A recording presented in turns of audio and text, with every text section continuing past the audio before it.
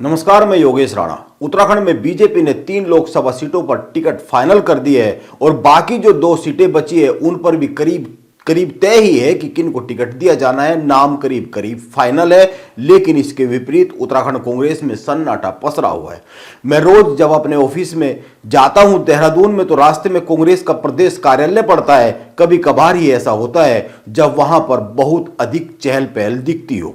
आज जब करीब 11:30 बजे मैंने अपने एक साथी को फोन किया तो उसने बताया कि वो कांग्रेस के प्रदेश कार्यालय में ही मौजूद है। मैंने पूछा क्या माहौल है। इसके जवाब में उसने बताया कि 11:30 बज गए हैं और यहां पर ना तो कोई प्रवक्ता है और ना ही कोई भीड़ भाड़ जैसा माहौल है। मेरे साथी ने कुछ वीडियोज भी भेजे हैं। अब आप खुद ही सोचिए, लोकसभा चुनाव बस 4 कदम की दूरी पर है। उत्तराखंड में पिछले 10 साल से कांग्रेस के आंगन में सीटों का सूखा है। बीजेपी अपने उम्मीदवार घोषित कर चुकी है और कांग्रेस अभी भी सन्नाटे में है। ऐसा क्यों है?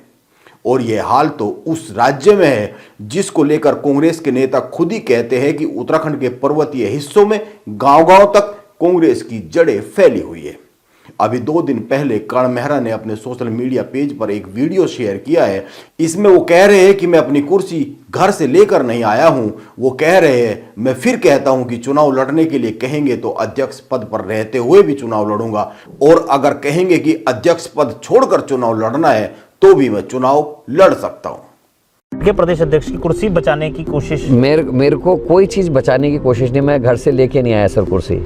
और किसी भी पद को जब आपके पास आता है तो एक दिन वो पद जाता भी है, तो इससे मुझे कोई घबराहट भी नहीं है। मैंने फिर कह रहा हूँ, पूरे योद्धा के रूप में हूँ। लगातार संघर्ष किया है, बचपन से आज तक संघर्ष देखा और किया है। चुनाव लड़ने के लिए कहेंगे तो अध्यक्ष पद पर रहते हुए भी चुनाव लड़ सकता हूँ। अगर कहा जाएगा कि अध्यक्ष का पद छोड़ दे तब चुनाव लड़, तो भी मैं चुनाव लड़ सकता हूँ। अगर ये कहा जाएगा कि 5 लोकसभा में आपको मेहनत करनी है, आप अध्यक्ष बन के काम करिए, मैं उसके लिए भी तैयार। कर्ण मेहरा को ऐसा कहते हुए अपना वीडियो सोशल मीडिया पर क्यों अपलोड करना पड़ रहा है, यह आप समझ सकते हैं कि वो उन्हें क्यों अपलोड करना पड़ रहा है। हरीश रावत की जो ताजा घेराबंदी कर्ण मेहरा को लेकर हो रही है, वो इस वीडियो में उसका जवाब दे रहे हैं, इसीलिए सोशल मीडिया पर अपलोड कर रहे हैं। आप गौर कीजिए, बीजेपी के स्टेट पार्लियामेंट्री बोर्ड ने सेंट्रल पार्लियामेंट्री बोर्ड को उत्तराखंड से टिकट के दावेदारों के नाम भेजे और इसके 2 दिन बाद ही उत्तराखंड की 3 सीटों पर नाम तय हो गए। बाकी 2 सीटों पर भी करीब करीब नाम तय ही है।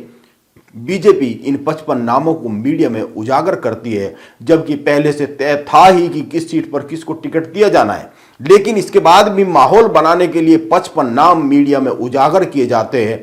अपने कार्यकर्ताओं में जोश भरने के लिए बीजेपी ने इन नामों को उजागर किया ताकि यह संदेश जाए कि उत्तराखंड में बीजेपी में चुनाव लड़ने वालों की कोई कमी तो नहीं है। इसके विपरीत कांग्रेस की स्क्रीनिंग कमेटी की बैठक हुई और कांग्रेस के प्रदेश अध्यक्ष कर्ण मेहरा ने कहा कि बैठक में 35 से 40 नामों पर विचार हुआ। कर्ण मेहरा कह रहे हैं कि 5 सीटों के लिए कांग्रेस के पास उत्तराखंड में 40 नाम है, लेकिन 5-7 नामों के अलावा कोई नामों पर चर्चा होती नहीं है। ऐसी जानकारी मीडिया में दी नहीं गई है। ये जो 40 नाम है, इनको लेकर एक सूची बनाकर भेजी नहीं गई है। किस किस सीट पर कितने दावेदार हैं, यह कोई बताने को तैयार होता नहीं है, जिससे यह समझ में आए कि आखिर 40 नामों में कौन कौन शामिल है। सीट वाइज यह नाम उजागर किए जा सकते थे। सोशल मीडिया के माध्यम से या मीडिया के माध्यम से कई बार माहौल बनाने के लिए राजनीतिक पार्टियां इस तरह का काम करती है, लेकिन उत्तराखंड कांग्रेस में ये मेरा आदमी, ये तेरा आदमी के चलते हुए बहुत सारी चीजें होती ही नहीं है जिनसे माहौल बने, कार्यकर्ता का उत्साह बढ़े।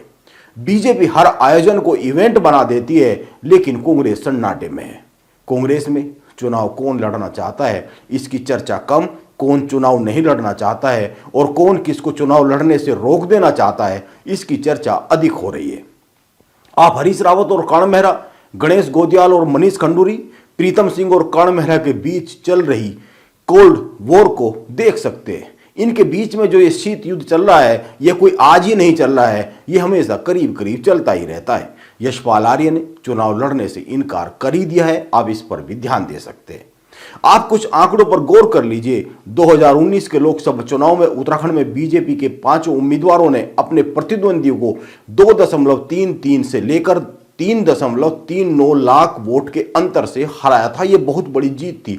तकरीबन 2.5 लाख से लेके 3.5 लाख के आसपास के बीच में वोटों के अंतर से बीजेपी ने 5 सीटें जीती थी।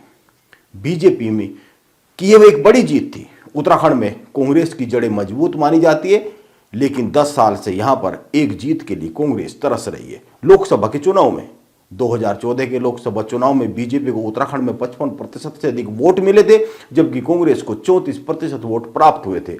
2019 के लोकसभा चुनाव में भी बीजेपी को करीब करीब इतने ही प्रतिशत वोट मिले थे। यह आंकड़े बताते हैं कि अगर कांग्रेस को उत्तराखंड में जीतना है तो इसके लिए आपसी गुटबाजी और अपने कार्यालयों में पसरे इस सन्नाटे को तोड़ना तो होगा ही। इसके साथ ही वोट प्रतिशत भी करीब 40% के आसपास लेकर जाना ही होगा। क्या कांग्रेस ऐसा उत्तराखंड में कर पाएगी? और क्या कर्ण मेहरा कांग्रेस के दफ्तरों में पसरे इस सन्नाटे को तोड़ पाएंगे? अब चुनाव बहुत दूर नहीं है, कुछ कदम की दूरी पर है। ऐसा होगा या नहीं होगा, यह जल्दी सामने आ ही जाना है। नमस्कार, मैं योगेश राणा।